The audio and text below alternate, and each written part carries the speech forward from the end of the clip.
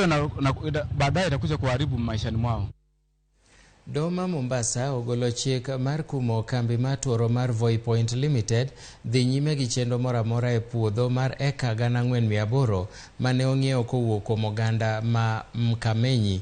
Mairi biro bang' ywak ni kambi noero otiyo kod yore mag oledhi e yudo bok mag ng'iewo lob noero kendo tiyo gi jotelo ma kaunti no e daro jopiny mane riko dak kanyo.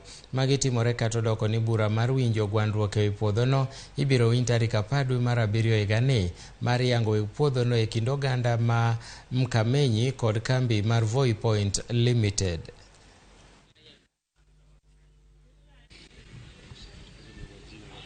Viongozi wetu pia wanachangia pali pakubwa kuweza kutuletea matatizo.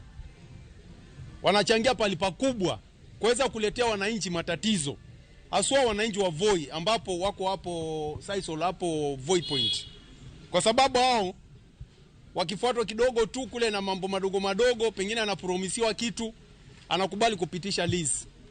Na tunge pia zidi kuwaomba hao viongozi ile tabia wako naye ya ukateli waache, kwa sababu hao ndio wanakuwa wakifanya wananchi wakaazi na hao locals wanapata shida, wanakuwa na umaskini mwingi zaidi, wanazidi kutajirisha investor.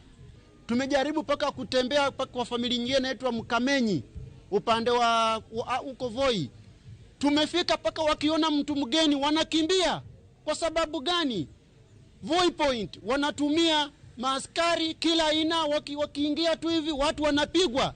Wamelalamika wanapigwa usiku. Na wanaishi kwa milima. Sasa watu wengine wamehamia ndani ya milima na shamba lao liko hapa. Watu shamba lenyewe ukiuliza mtu mnaishi vipi, wanasema hata mifugo zetu zilikuwa hapa, zilikuwa zinachukuliwa mchana hivi tukiwa tunaona.